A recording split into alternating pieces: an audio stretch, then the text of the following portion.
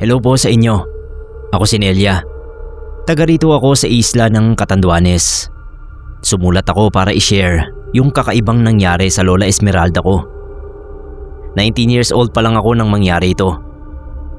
Nung buhay pa si Lola Esmeralda, meron siyang demensya. Hindi maayos ang memorya niya. Nakakalimutan niya agad yung mga bagay-bagay. Pero pinipilit niya na kailan lang yung mga matagal nang nangyari. Madalas siyang tulala, nalilito at nagtataka. Lagi ring balisa at mainit ang ulo. Si Lolo Leandro lang talaga ang nagpapakalma kay Lola. Plauta na ginawa lang niya sa kawayan. Sa mga pagkakataong yun ay nakikita kong ngumingiti si Lola. Halatang nakikilala niya talaga yung musika na ginagawa ni Lolo. Yun daw talaga ang laging tinutugtog ng mahal niyang si Leandro. Kaso noong April 2017 ay namatay si Lolo dahil sa atake sa puso. Lalong sumama ang kalagayan ni Lola. Lagi niyang hinahanap yung musika ni Lolo. Gusto niyang tugtugan siya ni Lolo. Tinutugtugan siya ni Papa ng plauta ni Lolo, pero ayaw niya. Hindi raw kasi ganoon ang tunog ng tinutugtog ni Lolo. Dahil doon ay lagi na rin siyang umiiyak bigla-bigla. Halos ayaw nang kumain at hindi na rin nakakatulog ng maayos. Hanggang isang gabi ay nagising ako. Yung gising na parang galing ako sa bangungot. Sobrang biglaan, tapos naghahabol ako ng hininga. Pinagpapawisan din ako. Kabado rin ako nun. Hindi nawawala yung kaba na yun kahit anong pagpapakalma ko sa sarili ko. Kaya naisip kong uminom na muna ng tubig. Bababa na sana ako sa kama nang mapansin kong gising din pala si Lola. Ako kasi ang tumatabi sa kanya mula nang mamatay si Lolo. Nagtaka ako kasi humahagik-hik ng konti si Lola. Tipo ng tawa na parang kinikilig. Ganon na ganon ang tawa niya kapag tinutugtugan siya ni Lolo.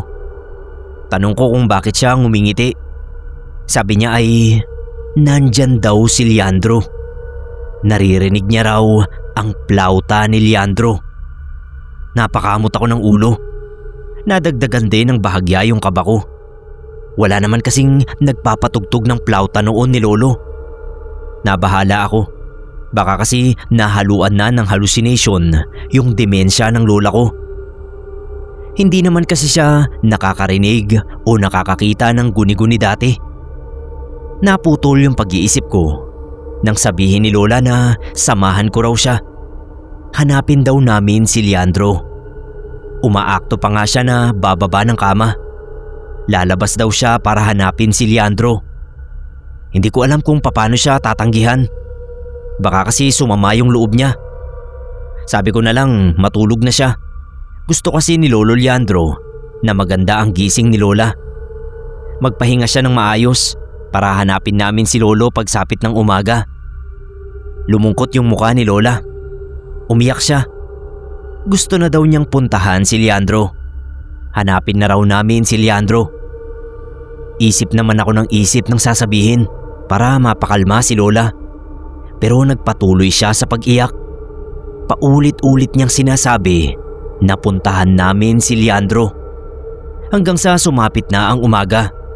Doon na siya nakatulog dahil napagod sa kakaiyak. Lumipas pa yung mga araw. Palala ng palala ang pagdaramdam ni Lola. Nagigising din siya gabi-gabi. Pinipilit talaga niyang naririnig niya ang plauta ni Lolo. Naririnig niya ang plauta ni Leandro. Gusto talaga niya itong hanapin at puntahan. Hindi siya nakikinig kahit anong paliwanag at pakiusap namin. Ako naman ay kabado rin lagi pag nagigising si Lola. Hindi ako mapakali. Pakiramdam ko ay hindi lang yun ang kakaibang kilos ng lola ko.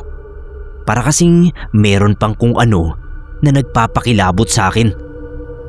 Mula yun sa labas ng bahay. Sinusubukan ko namang tignan sa bintana. Kaso wala naman akong makita kahit na sino. Nakikita ko lang yung bakuran namin. Tapos yung maisan sa malapit.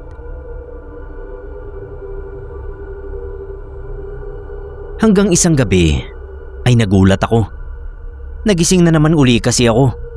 Ganun pa rin. Parang galing ako sa isang bangungot. Pero ang kinagulat ko noon ay wala na si Lola sa tabi ko.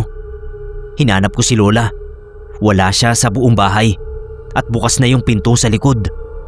Taranta kong ginising sila mama at papa. Tapos napatakbo kami agad sa maisan para hanapin ang lola ko. Ang kaso, hindi namin siya mahanap. Kaya naghiwa-hiwalay kami para mapabilis. Lumabas ako sa maisan at pumunta sa may kakahuyan. Nainis pa ako kasi nalimutan kong magdala ng flashlight. Kaso hindi ako pwedeng bumalik sa bahay. Baka kasi mapano si Lola kapag natagalan namin siyang hanapin. Kaya pinagtiyagaan ko na lang ang liwanag ng buwan. Lakad takbo ako doon sa madamong bahagi. Tinatawag ko si Lola pero hindi siya sumasagot. Hindi nagtagal ay napahinto ako sandali. May narinig kasi akong tunog. Tunog ng plauta. Pinakinggan ko pa yon. Nanayo yung balahibo ko. Kasi yun ang mismong musika na pinatutugtog lagi ni Lolo Leandro. Saktong-sakto talaga. Kuhang-kuha niya yung tono. Kinabahan ako. Parehong-pareho sa kaba na nararamdaman ko kapag nagigising sa gitna ng gabi. Pinilit ko yung baliwalain. Focus lang ako sa pakikiramdam. Iniisip ko kung sino ang nagpapatugtog. Kaso hindi ko talaga matukoy. Hindi naman yun si Papa. Magaling din si Papa magpatugtog. Pero iba yung estilo niya sa paraan ni Lolo. Lumakad na lang uli ako. Tinumbok ko yung pinagmumula ng tunog. Nagmadali talaga ako nun. Hanggang sa nakita ko nga si Lola. Naglalakad siya papunta sa isang direksyon. Hindi ko na siya tinawag. Hindi na rin kasi niya maririnig. Basta lumapit lang ako sa kanya. Hinawakan ko siya sa isang braso niya. Hihilahin ko na sana siya pa uwi. Pero natigilan ako. Tinignan ko kasi yung pinagmumula ng tunog. Doon ay kitang-kita ko ang isang babae. Napakaputi ng balat niya. Literal na kasimputi ng papel. Puti din yung suot niya na parang roba at sombrero. Pero yung mga mata niya ay kulay ube. May hawak siyang plauta na gawa sa kawayan. Tuloy-tuloy siyang nagpapatugtog. Nakatitig siya sa akin. Kunot yung mga noo niya. Para bang nagagalit siya kasi nandoon ako. Kinikilabutan na talaga ako nun. Pero kailangan kong lakasan ang loob ko. Hinila ko si Lola. Pumalag siya. Kailangan daw niyang lapitan si Leandro. Kaya nagsumigaw ako. Bigay todo talaga. Tinawag ko sina Mama at Papa. Humihingi ako ng saklolo. Hindi nagtagal ay napansin kong huminto yung babae sa pagpapatugtog. Hinila ko si Lola uli. Nagulat ako kasi bigla na lang siyang nahimatay. Taranta ko siyang ginising pero hindi siya dumidilat. Tumingin ako sa kinaroroonan ng misteryosang babae. Wala na siya doon.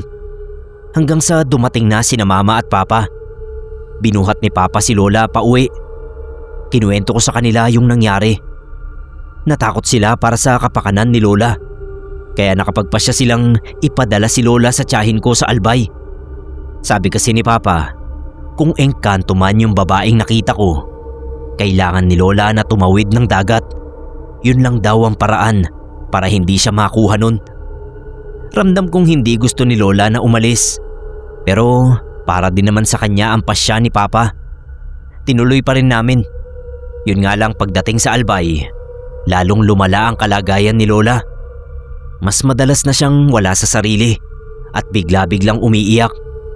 Tinatawag ang pangalan ni Lolo. Hanggang sa tuluyan na siyang pumanaw. Makalipas lang ang 2 buwan. Sa ngayon po ay hindi pa rin namin sigurado kung ano ba yung nilalang na yon. Dinadasal ko na lang na sana kasama na uli ni Lola Esmeralda si Lolo Leandro. At sana lang ay masaya na sila ngayon.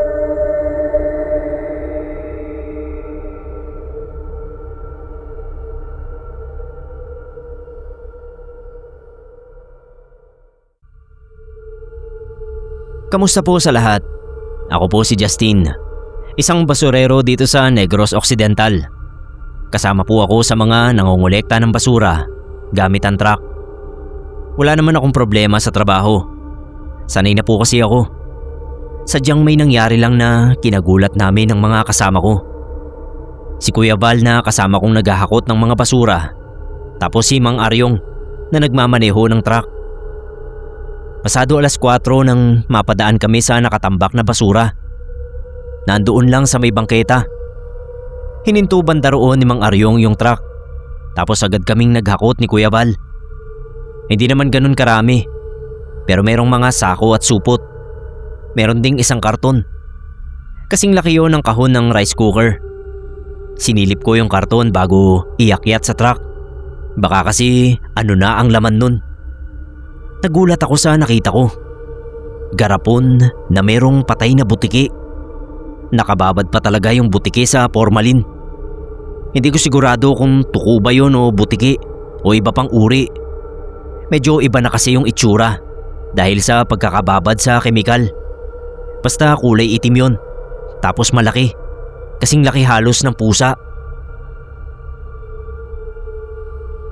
Nakita rin yun ni Kuya Val.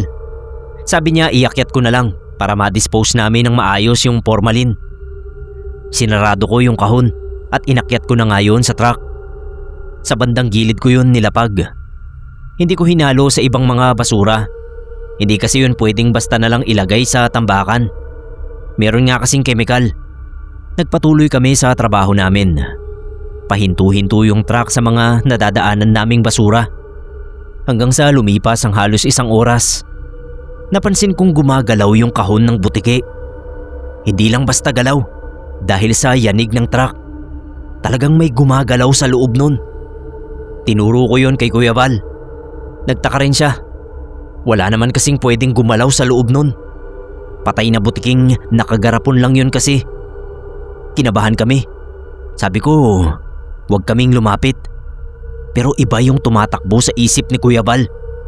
Kailangan daw naming malaman kung bakit yun gumagalaw.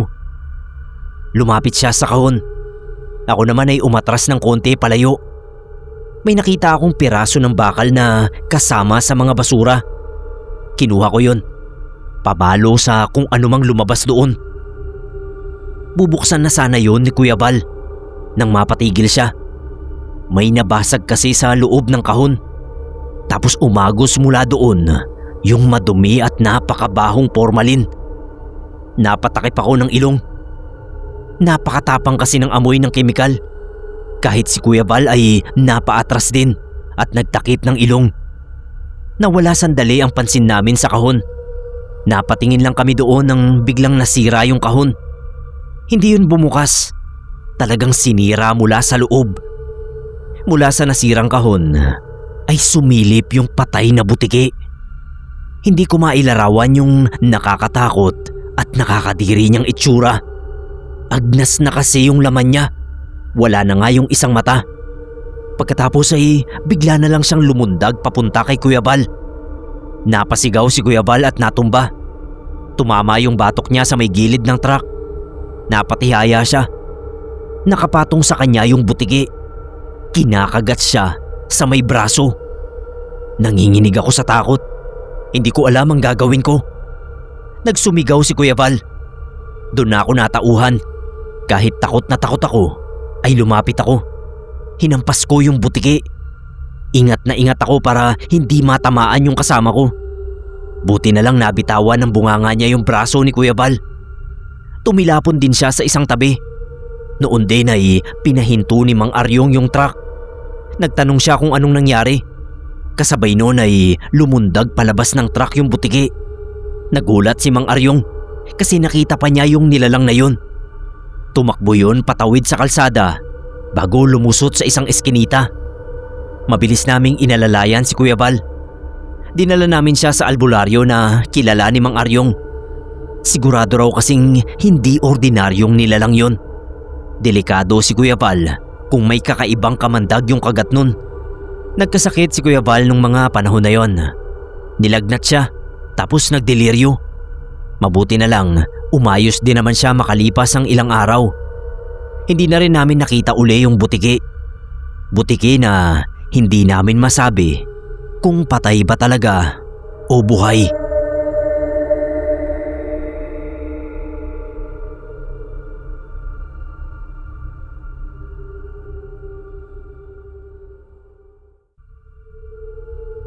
Good day po sa inyo. Kimberly ang pangalan ko. Share ko lang sa inyo yung creepy experience ko last 2023. Mula sa amin sa Bataan ay lumawas ako sa QC. Doon kasi ako na-assign ng 2 buwan para sa trabaho ko. Wala namang problema sa akin kasi yung kumpanya naman ang magbabayad ng mauupahan ko. Maliit na kwarto lang pero disente at malinis naman. Kaya hindi ko talaga inakala na doon ako makakaranas ng kababalaghan. Unang gabi ko ron ay may nangyari na agad na kakaiba. May narinig kasi akong tunog ng tumatalbog na bola. Takang-taka ako. Pakiramdam ko kasi doon lang din galing sa second floor yung tunog. Kaso hindi ko naman alam kung sino ang maglalaro ng bola roon. Alauna na kasi ng madaling araw. Isa pa, wala yung boardmate ko na nasa kabilang kwarto. Graveyard shift sa isang BPO company. Sinubukan kong matulog uli pero nakakagulo talaga yung tunog ng bola. Kaya naman naisip ko na alamin kung saan galing yung tunog na yon. Lumabas ako ng kwarto. Napansin kong parang galing sa isa sa 3 pang kwarto yung tunog. Pinuntahan ko yung silid ng boardmate ko. Nakalak sa labas. Ibig sabihin ay wala nga siya sa loob. Lock din yung isa pang kwarto na wala pang umuupa. Hanggang sa makarating ako sa harap ng isang pintuan. Sa pagkakaalam ko ay bodega yon ng landlady namin. Natukoy kong doon galing ang tunog. Kaya kumatok ako. Kasabay ng pagkatok ko ay tumigil na rin yung tunog ng pagtalbog. Kumatok pa ako uli para makausap yung nasa loob. Pero hindi nagbukas ang pinto. Ilang minuto pa ay binuksan ko na nga yung pinto. Nagatungan yung pagtataka ko. Wala kasing kahit sino doon sa loob. Puro mga nakatambak na gamit lang ang nandoon. Niligid ko yung paningin ko. Wala talagang tao. Pero may nakita akong bola ng basketball. Nandoon sa sulok. Lumang-luma na yon. Kupas na yung kulay at puno na ng alikabok. Imposible namang yun ang tumatalbog. Wala naman nga kasing tao roon. Mukha ring hindi na yun nagagalaw sa matagal na panahon. Lumabas ako ng bodega. Sinarado ko yung pinto. Wala naman akong napala kaya bumalik na ako sa kwarto ko. Pero pagkasara ko sa pinto ng kwarto ko, meron na namang tumatalbog na bola. Nainis na ako nun. Lumabas kasi na niloloko ako nung naglalaro. Kaya naman dali-dali akong bumalik sa bodega. Hindi na ako kumatok. Binuksan ko agad yung pinto. Doon ay nakita ko ang isang bata sa loob. Lalaki yung bata. Siguro mga nasa 5 taong gulang. Hawak niya yung bola. Kamukha yun nung lumang bola na nakita ko. Pero parang bagong-bago pa. Nagulat siya nang makita ako. Sabi niya sa akin, lumabas daw ako. Umalis na raw ako kasi baka makita ako ng mama niya. Baka raw magalit ang mama niya. Kita ko sa kanya na takot siya. Kaya nabahala ako. Tinanong ko siya kung sino ba ang mama niya. Pero hindi siya sumasagot. Talagang pinapaalis lang niya ako. Lumabas na lang ako ng bodega. Sinarado ko yung pinto ng bodega. Lalakad na sana ako pabalik ng kwarto ko. Pero bigla namang may kumalabog doon sa pintong yon. Tunog talbog ng bola uli. Pero pabalibag na hagis sa pinto. Tuloy sa gulat ko, binuksan ko uli yung pinto. Kakausapin ko sana uli yung bata. Yun nga lang, nagulat na naman ako. Wala na kasi siya sa loob. Ang nandoon na lang ay yung lumang bola. Puno ng alikabok at kupas na ang kulay. Sinarado ko uli yung pinto ng bodega. Pagkatapos ay karipas ako patakbo pabalik sa kwarto ko. Nilak ko yung pinto. Narinig ko uli yung pagtalbog ng bola. Pero hindi na ako bumangon. Nagtalokbong na lang ako ng kumot. pinilit ko na lang na makatulog. Kinaumagahan, kinuwento ko sa boardmate ko yung nangyari. Sabi ko pa nga, ayos lang kahit hindi siya maniwala sa akin. Pero siya rin mismo ang nagsabi na may multo raw talaga ng bata sa bodega. Sa pagkakaalam niya, anak daw yun ng dating boarder doon. Namatay dahil sa sakit. Hindi nga lang niya masabi kung totoo ba yung nalaman niya. Sa buong 2 buwan ng trabaho ko sa QC, tiniis ko yung tunog na yon kada gabi. Hindi na kasi ako pwedeng lumipat ng matutuluyan. Hindi napayag ang kumpanya namin. Salamat na lang sa Diyos at nasurvive ko naman yung pagpaparamdam ng bata. Lagi ko na lang pinagdarasal ang katahimikan ng kaluluwa niya. At sana ay hindi na niya ako sundan pabalik sa amin.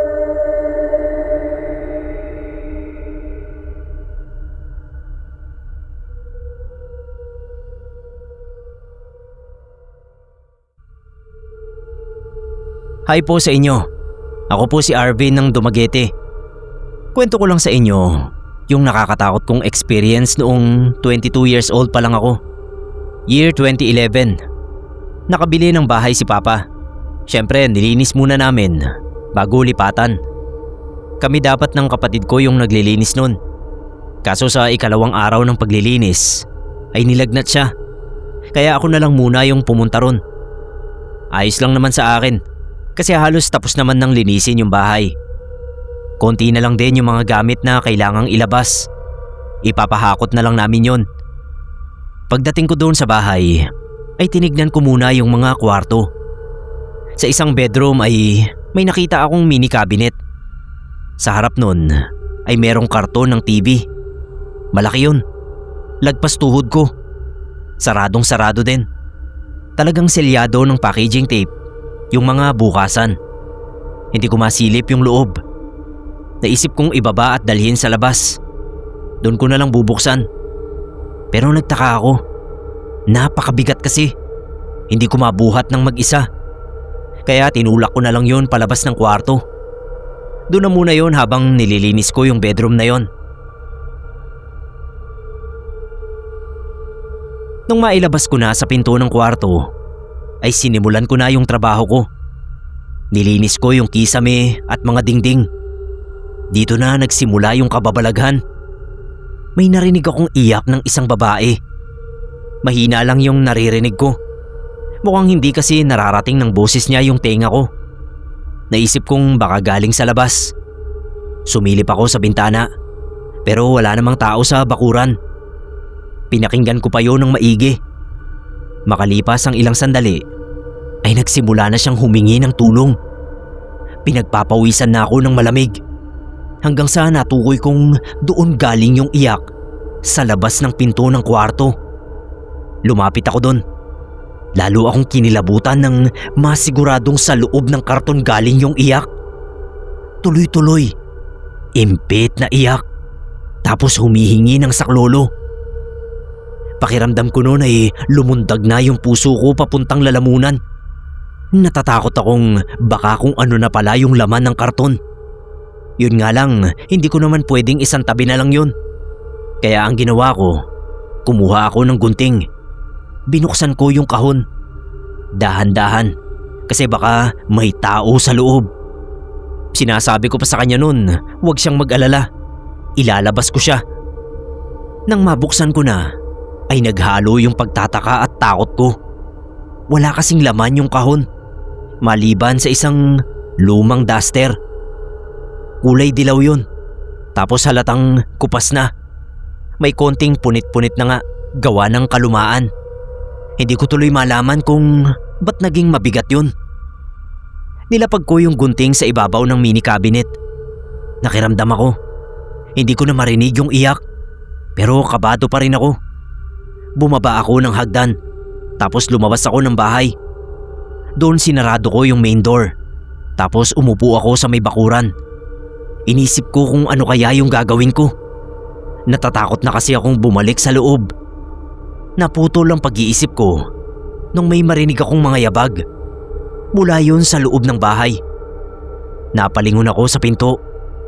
Noon din ay bumukas yun. Lumabas ang isang babae. Napakapayat. Talagang butot balat. Lubog na rin yung mga mata at pisngi. Napakahaba rin ang buhok. Abot hanggang bandang puwitan niya. Ang malala, suot niya yung dilaw na duster. Ganun pa rin yung itsura nun. Kupas ang kulay, tapos may konting punit-punit. Mukha siyang takot na takot. Napaatras ako nang makita ko siya. Ako man kasi ay nagimbal sa nakita ko. Napalingon siya sa akin. Sabi niya salamat daw kasi binuksan ko yung karton. Tapos humingi rin siya ng paumanhin dahil sa abala. Pagkasabi noon ay tumakbo na siya papuntang gate. Lumabas siya dun. Agad-agad ay bigla rin siyang naglaho. Bumalik ako sa loob ng bahay. Nakita kong nakatiklop na yung malaking kahon. Wala na rin doon yung duster na dilaw. Muli ay nakiramdam ako. Wala naman na akong napapansing kakaiba. Awa ng Diyos, pagkatapos noon ay maayos din kaming nakalipat.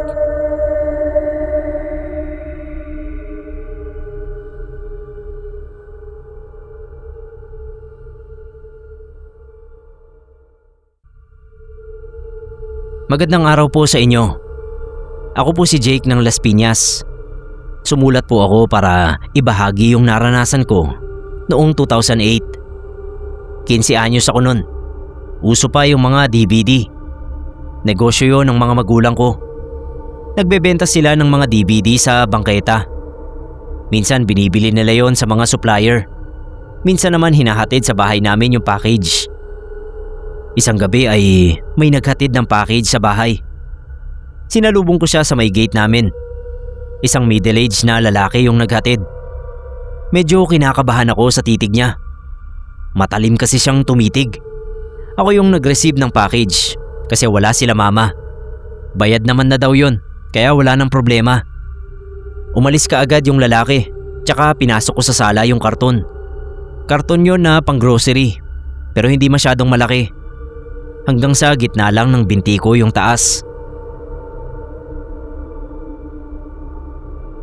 Pagkalapag sa may sala ay binuksan ko agad yung kahon. Pinilang ko yung laman. Sakto naman.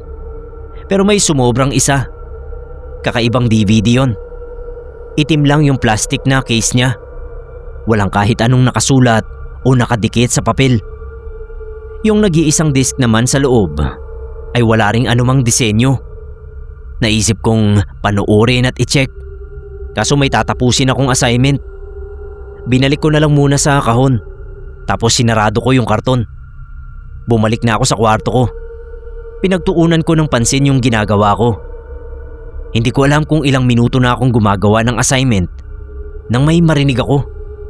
May mga yabag sa sala. Konti lang yon.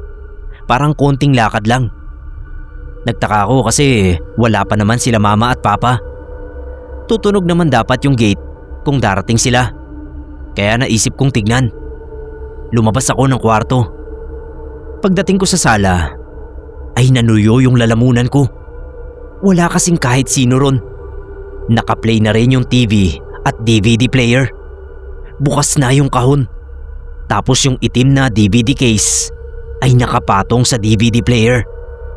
Nakabukas at wala nang lamang disc. Lalapit na sana ako para patayin yung TV. Pero napahinto ako. Bigla kasing may boses na nagsalita mula sa palabas. Yung nasa screen naman ay puro static lang. Pinakinggan ko yung boses. Hindi ko maintindihan nung una. Malakas kasi yung tunog ng static. Tapos nasa ibang wika na hindi ko alam. Nanginginig akong lumapit. Pero napahinto ako uli. Ang narinig ko kasing sinabi ay Ave Satani. Paulit-ulit yun. Sagad hanggang buto ang takot ko nun. Gusto ko na sanang hablutin na lang ang wire ng DVD player para mamatay na. Pero kailangan ko munang i-eject yung disc. Kaya lakas loob kong nilapitan yon para i-stop ang palabas. Tinanggal ko yung disc at binalik sa case. Hindi ko alam kung anong gagawin ko sa DVD. Kaya binalik ko sa kahon at sinara ko uli yun. Nakatitig lang ako noon sa kahon. Sinusubukang mag-isip ng pwedeng gawin. Hanggang sa merong nag-doorbell sa may gate. Medyo naginhawakan ako nun. Sabi ko sa sarili ko, buti naman, may makakasama na ako sa bahay. Lumabas ako, binuksan ko yung gate. Nakita ko roon yung lalaking naghatid ng package. May hawak siyang isa pang kahon.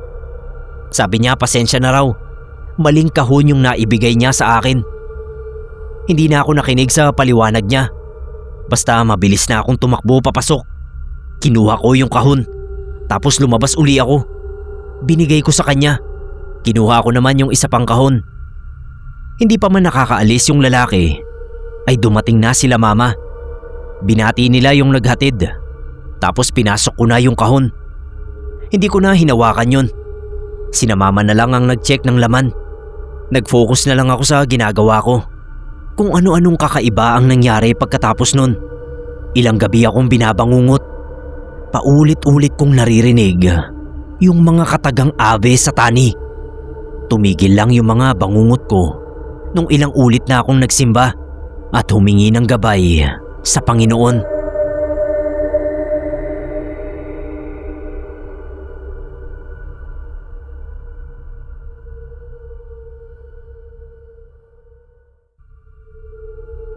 Ako po si Tony. Nagbakasyon ako sa probinsya, sa bahay ng lola ko. Unang beses ko pa lang na magbakasyon doon. At sa totoo lang ay hindi naman ako close sa lola ko na mama ng papa ko. Kasi hiwalay sina mama at papa at lumaki ako sa side ng mama ko. Naisipan ko lang magbakasyon dahil balita ko maganda ang lugar nila sa probinsya. Totoo naman pala. Hindi maaaring hindi ka mabibighani sa ganda ng paligid doon. Si Lola Esther, mag-isa na lang siya sa bahay na yon. Bili niya sa akin na huwag akong magpapagabi sa daan o sa bukas na bintana man lang dahil may aswang at engkanto raw doon. Kailangan daw maaga akong matulog at maaga ring gigising.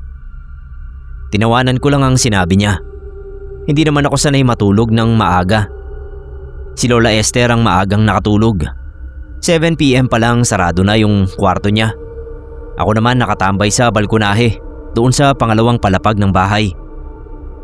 Habang nagyoyosi ay tinatanaw ko yung madilim na paligid. Liwanag lang ng buwan yung makikita mo. Paubos na yung yosi ko nang bigla ay makarinig ako ng tunog na hindi ko matukoy kung ano. Parang instrumento, kaso hindi ko alam kung anong klaseng instrumento. Kahit hindi maganda yung tunog ay hindi ko maintindihan kung bakit. Para akong naaakit. Yung tipong hindi ako mapakali hanggat hindi ko nakikita kung saan nagmumula yung mahiwagang tunog. Lumabas ako ng bahay. Luminga. Pilit tinutuntun ng tenga ko yung tunog na yon. Alam ko na malapit na ako dahil palakas ng palakas sa pandinig ko. Hanggang sa makarating ako sa kakahuyan. Hindi naman ako nakakaramdam ng takot kahit gabi na nga at napakadilim. Tapos hindi na lang yung nakakaakit na tunog ang naririnig ko, kundi pati na rin yung mga nakakakilabot na boses na parang sumasabay doon sa mahiwagang tunog. Para bang nagriritual. Ilang saglit pa ay natukoy ko na ang pinanggagalingan ng tunog at mga boses. Doon yun sa bangin.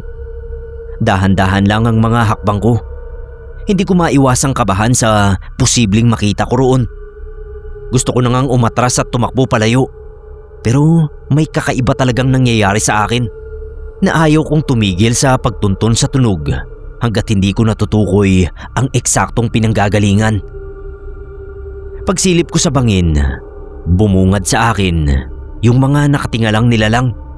Lahat ay nakatingin sa akin. Iba't iba sila ng suot na damit. Pero iisa ang mukha nilang puno ng balahibo. Inaabangan nila akong tumalon. Sumisenyas sila na tumalon na ako. Habang yung tunog ay lalo pang lumalakas sa tenga ko. Kahit nagtakip na ako ng kamay. Hindi ko makontrol ang sarili ko. Parang sila na yung may kontrol sa akin.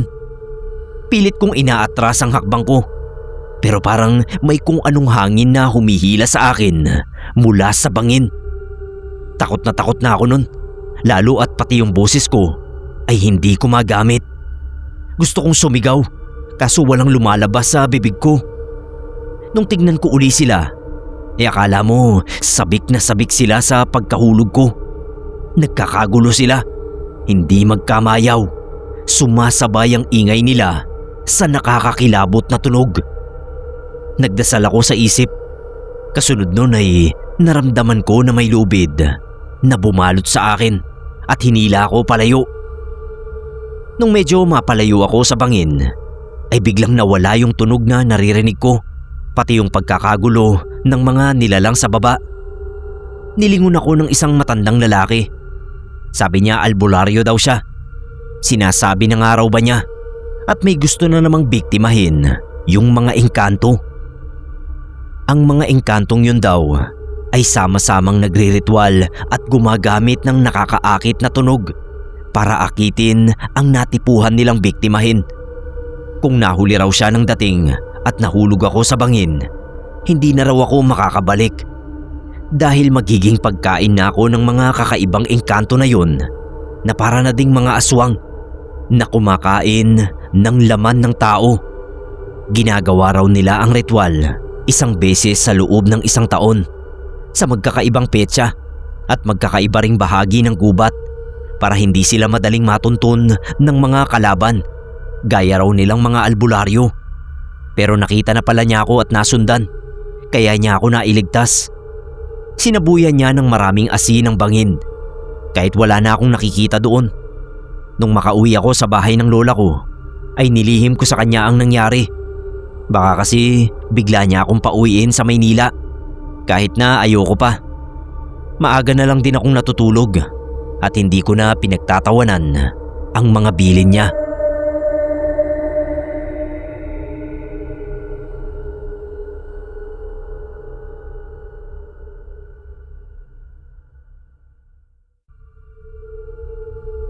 Ako po si Trixie, taga Tarlac po ako.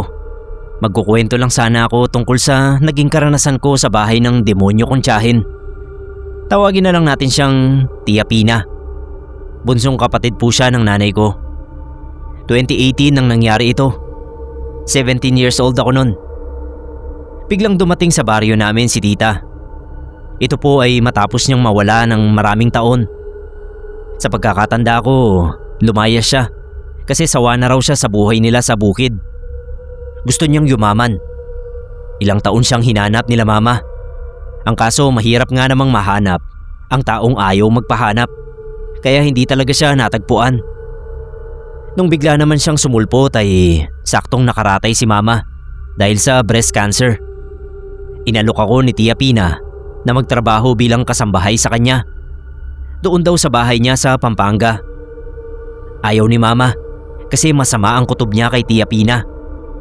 Hindi kasi nito sinasabi kung saan galing yung yaman niya. Pero pumayag ako. Kailangan kasi talaga namin ng pera pampagamot kay mama. Pagdating sa Pampanga ay nakita ko yung malaking bahay ni Tia Pina. 2 palapag, tapos 5 ang kwarto. Pero unang pasok ko pa lang doon ay hindi na ako komportable. Kakaiba kasi yung lamig. Kahit pa maalinsangan ng panahon at wala namang aircon sa loob.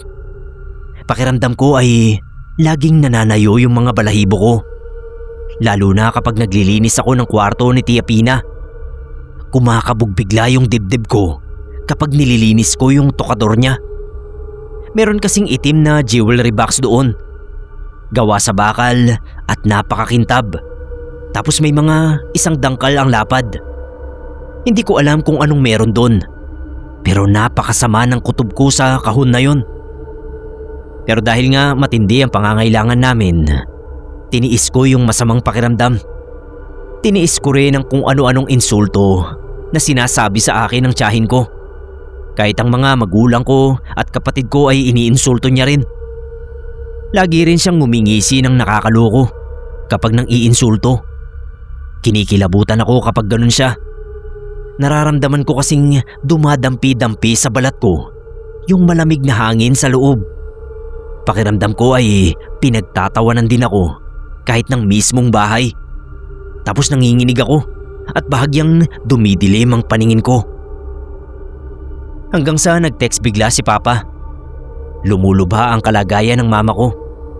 Naghanap na raw sila ng pera para makapangutang. Kaso kulang pa rin ang naipon nila. Sinubukan kong manghiram kay Tia Pina pero hindi siya pumayag. Hindi ko naman daw kasi kayang magbayad. Doon na ako naging desperado. Isang gabi ay umalis si Tia Pina. Kabado akong pumunta sa kwarto niya. Sa pinto pa lang ay hindi na maawat yung panginginig ko. Hindi naman kasi ako masamang tao. Pero dahil nga kailangan, mapipilitan ako. Pagpasok ko ay napako agad yung mga mata ko sa jewelry box. Lumapit ako sa tukador. Tumitig ako sa itim na kahon. Lumunok ako ng laway. Sandali pa akong nanalangin. Nung makaipon ng lakas ng loob, ay binuksan ko yung jewelry box. Inaasahan kong makita roon ay mga alahas ng tiya. Nakita ko na kasi minsan na doon nga niya nilalagay yung mga ginto niyang alahas. Pero nung oras na yon ay dinumog ako ng takot. Hindi kasi alahas ang nakita ko. Laksa-laksang insekto ang lumabas. May lamok, langaw, ipis at putakte, alupihan, bubuyog at kung ano-ano pa. Kumalat sila sa buong kwarto. Marami rin sa kanila ay nilusob ako. Napahiga ako. Pilit ko silang pinapagpag pero kinakagat na ako ng iba. Nagsumigaw ako. Pinilit kong bumangon. Tatakbo na sana ako palabas ng pinto nang makita ko roon yung hayop kong tiyahin. Pinagtatawanan niya ako. May sumasabay ding ibang boses sa tawa niya. Tumatawa rin. Boses na napakalalim at napakalamig. Kung kaninong boses yon ay hindi ko na inalam. Lumabas ako sa kwarto niya. Dumiretso ako sa tinutuluyan kong kwarto roon. Kinuha ko yung mga gamit ko. Tiniis ko yung kate at hapdi sa balat ko. Agad ay lumayas na ako at bumiyahe pa uwi ng Tarlac. Gusto kong magsumbong kay mama. Magtatanong na rin ako kung bakit ganoon si Tia Pina. Ang kaso hindi na ako umabot. Pagdating ko, wala na ang mama ko. Hanggang ngayon, gumugulo pa rin sa isip ko kung bakit niya ginawa ang lahat ng yon. Kung bakit niya binenta ang sarili sa dilim. Para lang ba sa yaman? Ewan ko. At hindi ko rin alam kung bakit grabe niya kami kung laitin. Mukhang hindi ko na rin masasagot ang tanong na to. Hindi na rin kasi namin nakita si Tia Pina pagkatapos noon.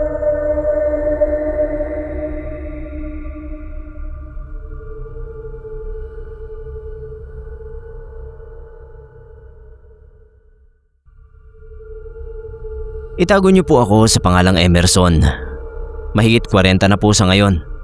Noong binata pa ako, ay trabahador ako sa construction. Doon nag-ugat yung kababalaghang naranasan ko. May bago kaming proyekto nun. Magtatayo kami ng isang maliit na building. Kasama ako sa mga naguhukay para sa pundasyon. Dito ko nakita yung isang kahon na gawa sa kahoy. Halatang luma na yung kahon na yon. Siguro ay ilang dekada o siglo nang nakabaon sa lupa. Tapos may nakaukit na kung anong mga simbolo. Mabilis ko yung binulsa. Hindi ko pinagsabi sa mga kasama ko. Ang bala ko kasi, tignan muna kung anong laman nun. Baka kasi mamahaling bagay pala yon.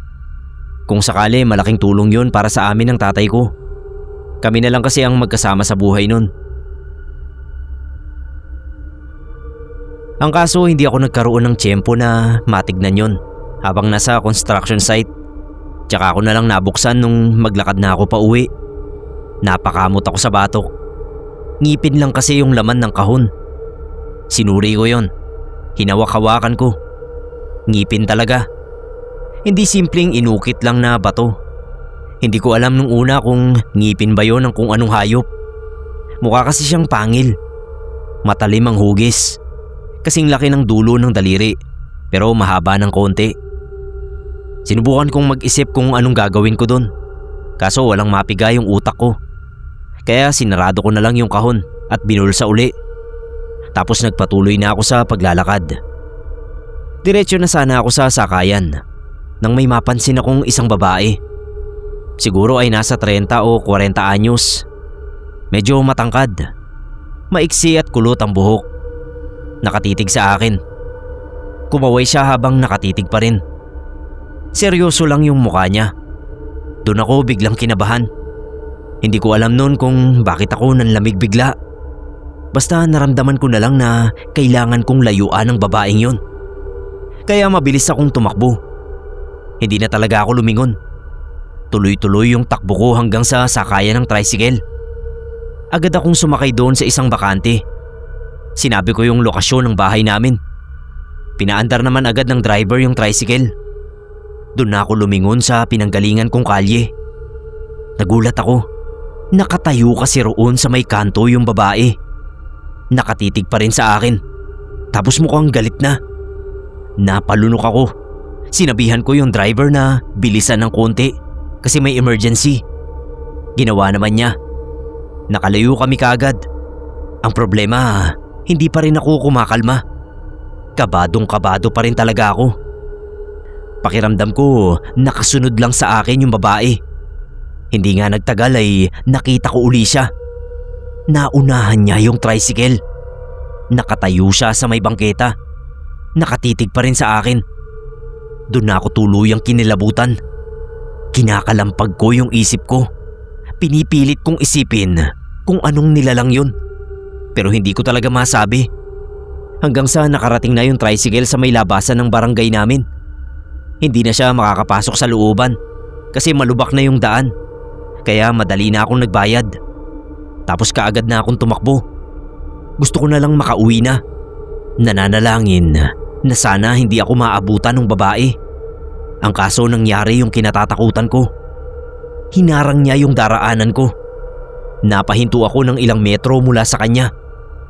Pawis na ako nun. Tinanong ko siya kung anong kailangan niya sa akin. Bakit niya ako ginugulo at sinusundan? Binuka niya yung bunganga niya at nagsalita. Hinihingi niya yung kahon. Napako yung paningin ko sa bunganga niya nung magsalita siya. Tumahimik din siya agad pero sigurado ako sa nakita ko. Matatalim yung mga ngipin niya at kulang siya ng isang pangil. Madali kong kinuha yung kahon. Hindi na ako nag-usisa, basta binigay ko yon sa kanya.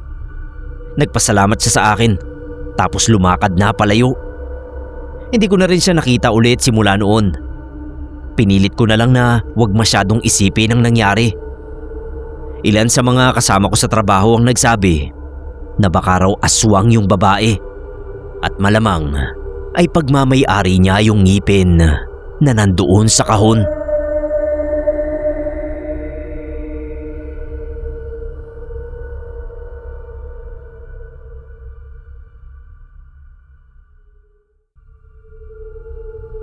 Good evening sa lahat. Ako po si Megan, isang digital marketing specialist na nagtatrabaho online. Avid listener ako ng mga channel nyo since pandemic pa. At di ko inaasahan na pati ako pala ay makaka-experience din ng sobrang weird na pangyayari. Dito po yun nangyari sa condo unit ko. Last year 2025, mga bandang October, nag-order ako ng cellphone sa online shop. Xiaomi po yan na kulay ice blue. Makalipas ang ilang araw, dumating naman agad. Hinatid sa condo unit ko. Yung rider ay isang lalaking nakapula. Siguro nasa mga early 20s pa lang. May napansin ako agad na kakaiba sa kanya. Para siyang lutang. Pagkabukas ko ng pinto ay kinausap ko agad siya para kunin yung parcel. Tinanong ko kung kanino yung dala niya para masiguradong sa akin yon. Hindi siya sumagot agad. Hawak lang niya yung parcel. Tapos nakatayo lang siya roon. Hindi siya gumagalaw. Yung tingin naman niya parang tumatagos sa akin. Nakatatlong tawag pa ako sa kanya bago siya natauhan. Para siyang nagulat at nalito. Nagkamot pa nga sa sentido niya. Tumitig sa akin, tsaka niya naalala yung hawak niyang parcel.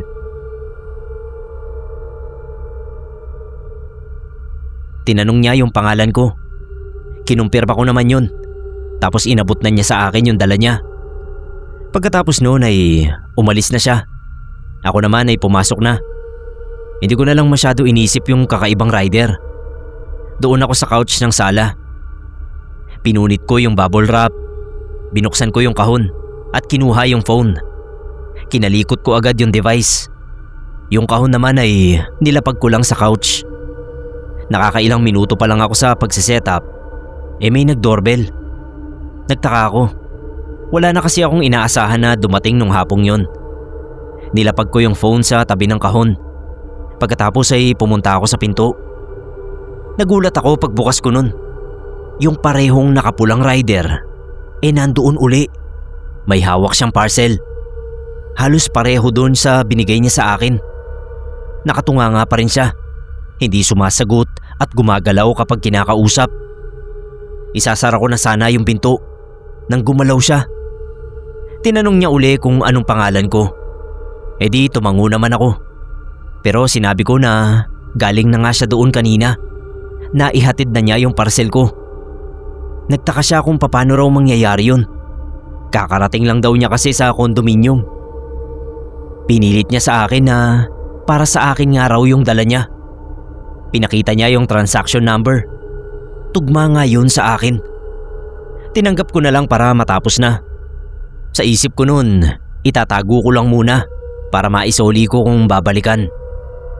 Pagkatanggap ko ng parcel, ay umalis na siya agad. Sinarado ko yung pinto. Lumakad ako papuntang couch. Kaso nagtaka ako. Wala na kasi roon yung cellphone at yung bubble wrap.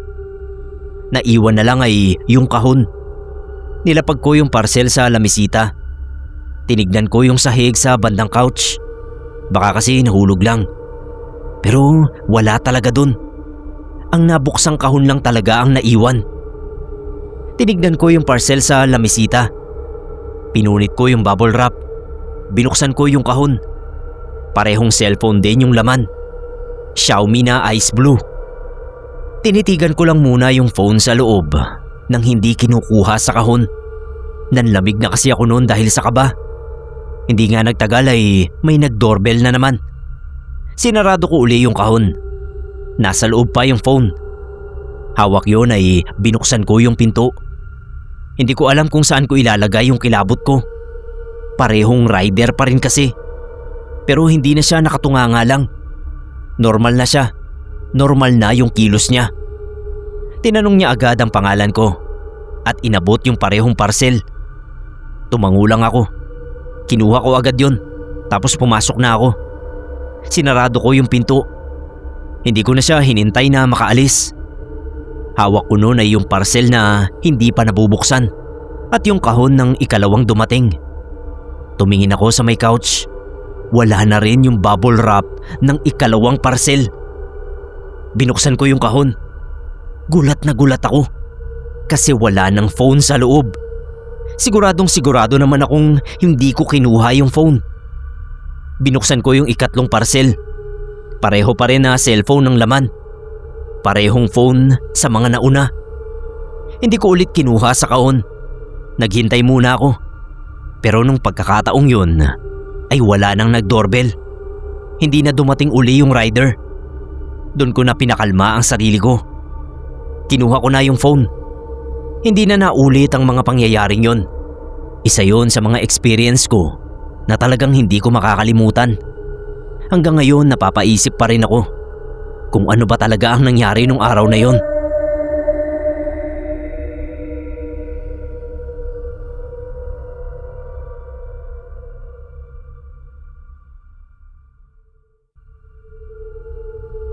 Hello po sa lahat ng listeners. Ako po si Ivan. Currently ay 24 years old. Nag-message ako kasi gusto kong i-share yung scary experience ko last December 2025. May family outing kami noon sa isang resort sa Quezon Province. Kasama ko sina mama, papa, mga kapatid ko, pati yung mga pinsan ko at mga kapatid ni papa. Hapon kami nag-check-in. Napakasaya namin noon. Maganda kasi yung resort. Talagang walang sawang kainan at swimming kami. Sightseeing din kami kasi may malapit na bangin. Ang baba noon ay diretso dagat na. Pero nagbago ang lahat para sa akin kinagabihan. Kakagaling ko lang noon sa banyo para magbanlaw. Pagpasok ko sa kwarto, biglang bumigat yung pakiramdam ko. otomatiko akong napatingin sa loob ng silid. Pero wala naman akong ibang nakita. Yung 3 double deck na kama lang. Yung mga kasama ko dapat sa kwarto, nasa labas pa. Kaya naisip ko na baka pagod lang ako. Nagbihis na lang ako at humiga sa ibaba ng isa sa mga double deck. Inaantok na rin kasi ako noon. Ang problema, hindi ako makatulog. Nakapikit ako at nakahilata, pero gising ang diwa ko. Hindi ako dumilat. Pinilit ko pa rin na makatulog. Hanggang sa may narinig ako. Tunog ng xylophone.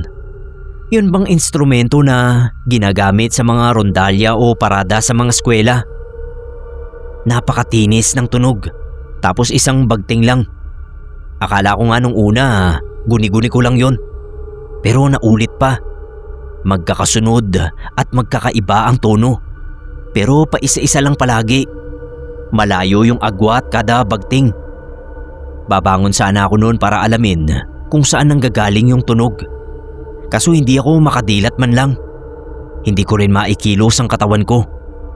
Naramdaman ko lang lalong bumibigat ang pakiramdam ko. Tapos hindi ko maramdaman yung mga paa at kamay ko. Kinilabutan ako. Nasa isip ko kasi baka nakasleep paralysis ako. Tuloy-tuloy lang din yung pagtunog ng xylophone. Napapansin kong lalong sumasama yung pakiramdam ko sa bawat tunog nun. Ilang minuto pa ay naramdaman kong may mga tumatapik na sa likod ko. Doon ako napaiktad. Dumilat ako. Nagulantang ako kasi bumungad sa paningin ko yung bangin. Malalim na bahagi ng dagat sa baba. Isang hakbang na lang ay babagsak na ako roon. Napaatras ako at natumba. Sinalo ako ng mga pinsan ko. Sila pala yung tumapik sa akin. Nagtaka raw kasi sila. Ba't daw ako naglalakad ng tulog at sa bangin ang punta ko? Wala naman akong maisagot. Hindi ko rin kasi talaga alam kung anong nangyari. Hindi naman kasi ako nag-sleepwalking. Bihira nga lang din akong managinip. Ang nasabi ko lang, nanaginip lang ako ng tunog ng xylophone. Nagtataka naman sila sa sinabi ko. Sabi nung isang tita ko, tignan daw namin ang loob ng kwarto na tinulugan ko. Ginawa naman namin. Sinamahan nila ako pabalik sa kwarto. Tinignan namin ang bawat sulok ng silid. Doon ay nakita nga namin ang isang xylophone. May kasama pang isang stick. Nandoon sa ilalim ng higaan kong double deck. Nasa likod ng bag ng isa sa mga pinsan ko. Pare-pareho kaming nagtaka. Sigurado rin yung pinsan ko na walang kahit na ano sa ilalim ng kama. Pagkalagay niya ng bag niya, kinuha ng tita ko yung xylophone. Tapos nagpasama siya sa amin sa tinutuluyan ng caretaker ng resort. Binigay namin sa caretaker yung xylophone. Pansin ko noon na namutla siya bigla. Para siyang kinabahan o natakot. Nanginginig niyang kinuha yung xylophone. Sabi niya ay siya na raw ang bahala. Tinanong siya ng tita ko kung anong meron sa bagay na yon. Kaso hindi na siya sumagot. Medyo nabahala kami sa nangyari. Kaya nahinto yung kasiyahan ng gabing yon. Sabay-sabay na kaming nagsitulog. Mabuti na lang. Naging maayos naman ang tulog ko nun. Natuloy din yung kasiyahan namin kinaumagahan. Wala namang kakaibang nangyari hanggang sa makapag-check out kami.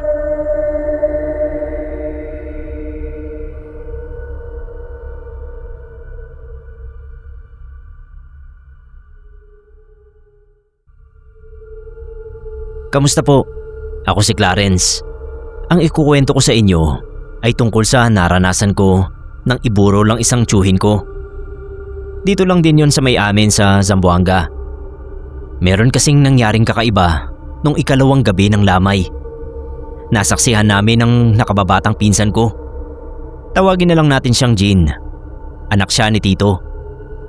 Kami lang ni Jean ang nagbabantay sa kabaong ni Tito nun.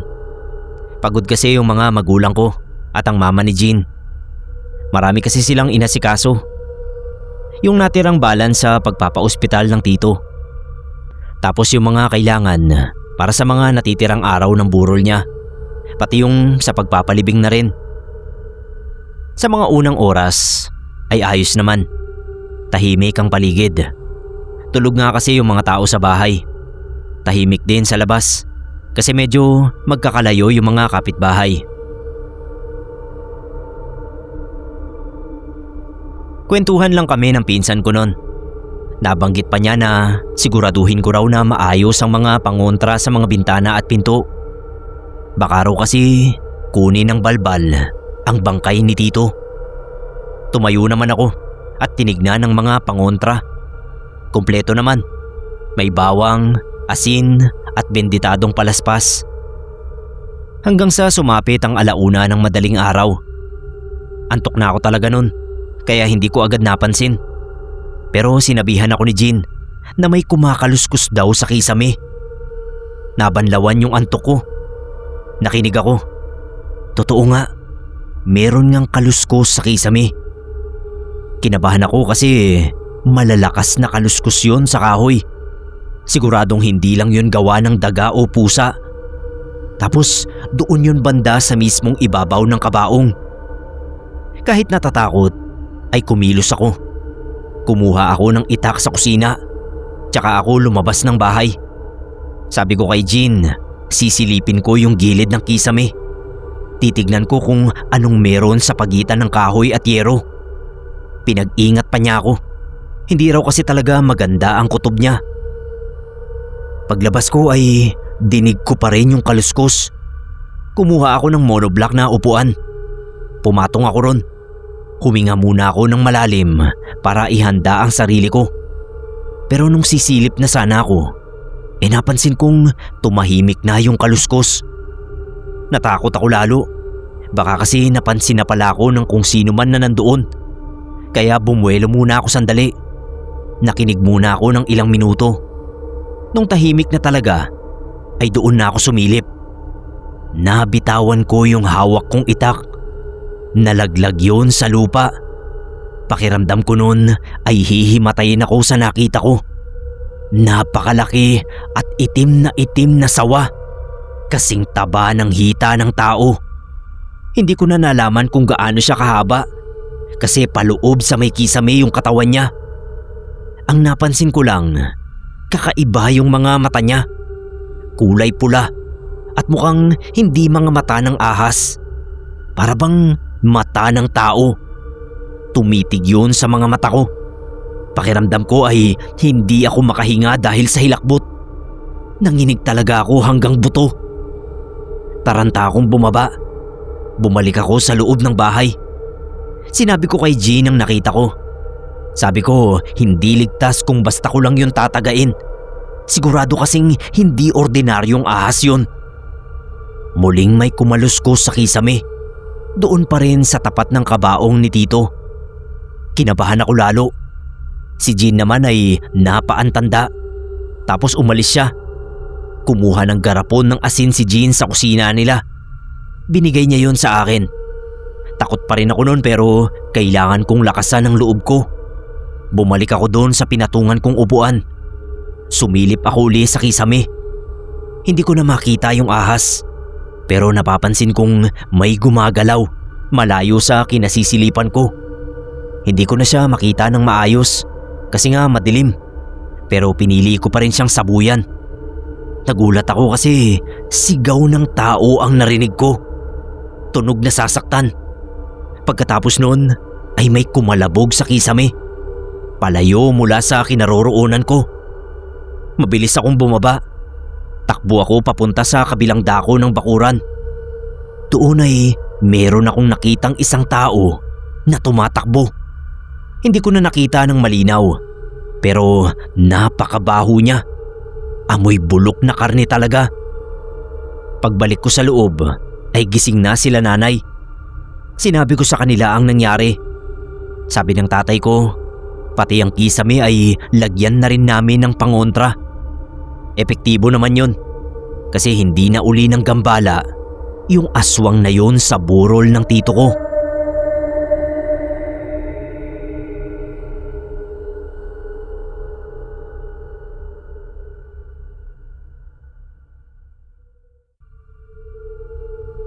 Magandang araw po. Ako po si Marilyn ng Capiz. Ibabahagi ko lang sana yung nangyari kay Kuya Eric ko. Taong 2008 yon. 14 years old pa lang ako at 17 naman si Kuya. Palubog na yung araw. Naglalakad kami galing sa balon. Nag-igib kasi kami ng tubig. May dala akong 1 galon ng tubig. Si Kuya naman yung nagtutulak ng kawayan na may gulong. Yung pinagsasabitan ng 2 galon. Nasa may kakahuyan kami nang mangyari ito. Sa kabilang baryo pa kasi yung bahay namin. Kailangan naming lumusot doon. Habang naglalakad, may narinig kaming sumisipol. Hindi lang namin pinansin nung una. Agad din naman kasing tumigil. Tsaka mukhang medyo malayo pa galing yung tunog. Pero makalipas ang ilang sandali, ay naulit yung pagsipol. Palapit din ang palapit sa amin. Kaya nagsalita na si Kuya. Medyo nilakasan niya yung boses niya. Nagtanong siya kung sino yung sumisipol. Walang sumagot. Sa halip ay sumipol lang yun ng sumipol. Mas maraming sipol at napakalapit na talaga ng tunog. Hanggang sa sumipol na rin si Kuya Eric. Bawat sipol ng kung sino man yun ay sumasagot ang kuya ko. Para bang pinagkatuwaan na lang din niya yung pagsipol. Ilang sandali pa, natukoy ni Kuya na galing sa likod ng isang puno yung tunog. Nakita ko rin na gumalaw yung halaman sa likod ng punong yon. Huminto si Kuya sa paglalakad. Nilapag muna niya sa lupa yung tinutulak niyang kawayang may galon. Sabi niya, baka raw isa sa mga kaibigan niya yon. Tapos binibiro lang kami. Kaya lumapit siya doon sa puno. Sinilip niya yung halaman sa may likod. Nanatili lang ako sa kinatatayuan ko. Pero nakita kong napakamot ng ulo si Kuya. Lumingon siya sa akin. Sabi niya wala naman daw tao roon. Lalakad na sana siya pabalik nang bigla na lang siyang matumba sa lupa. Nagulat ako. Nilapag ko yung dala kong galon. Taranta akong lumapit sa kanya. Napansin kong nanghihina si Kuya Eric. Nabigkas pa niya yung pangalan ko. Pero mahina na yung boses niya. Hindi na rin niya magalaw yung sariling katawan niya. Tapos unti-unti siyang nawawalan ng malay. Natakot ako. Tinapik-tapik ko siya at niyugyug ng konti. Pero hindi tumatalab. Tuluyan talaga siyang nahimatay. Iniwan ko muna si Kuya. Takbo ako papunta sa bahay. Tinawag ko si tatay. Pagkatapos sinama ko sila ni nanay pabalik sa kinaroroonan ng kuya ko. Pagdating namin ay nilunod kami ng pag-aalala. Si Kuya kasi namumutla na ng husto. Tapos medyo nangingitim na yung labi. Gilid ng mga mata at mga kuko. Wala pa rin siyang malay. Mataas ang lagnat at grabe ang panginginig. Binuhat ni tatay si Kuya pauwi. Pagdating sa bahay, agad kaming naghanda ni nanay ng pamunas sa kanya. Si tatay naman ay umalis para tumawag ng albularyo. Walang paglagyan ng pangamba namin ni nanay. Palala kasi ng palala ang kalagayan ni Kuya. Tumitindi yung lagnat at panginginig niya. Mga kalahating oras pa, may binibigkas na siya. Sinasabi niyang wag daw siyang kunin. Ayaw daw niyang sumama. Tinapik-tapik namin siya ni nanay. Paulit-ulit ding sinasabi ni nanay na wag sumama si Kuya. Hanggang sa nagulat kami ni nanay. May narinig kasi kaming sumisipol mula sa labas. Parehong-pareho ng sipol na narinig namin sa kakahuyan. Sa totoo lang, takot na talaga ako nun. Pero pinili ko pa rin na lumabas ng bahay para tignan kung sino ang nandun. Nagtawag ako. Pasigaw pa nga eh. Pero wala pa rin sumasagot. Sipol lang siya ng sipol. Tapos yung tunog ay parang galing sa lahat ng dako. Hindi ko matumbok. At nagulat na lang ako nang mapasigaw si nanay. Humagulgol siya bigla. Dahil doon ay napatakbo ako pabalik sa loob. Doon ay nalaman kong wala na si Kuya Eric. Hindi na umabot yung albularyo. Sabi ng albularyo, baka raw isang palasikan ang narinig naming sumisipol. Uri ng engkanto na sumisipol daw talaga. isang malaking pagkakamali raw na sumipol pabalik sa kanya na siyang ginawa ng kuya ko. Malamang yun daw ang dahilan kung bakit tuluyan siyang kinuha ng elementong yun.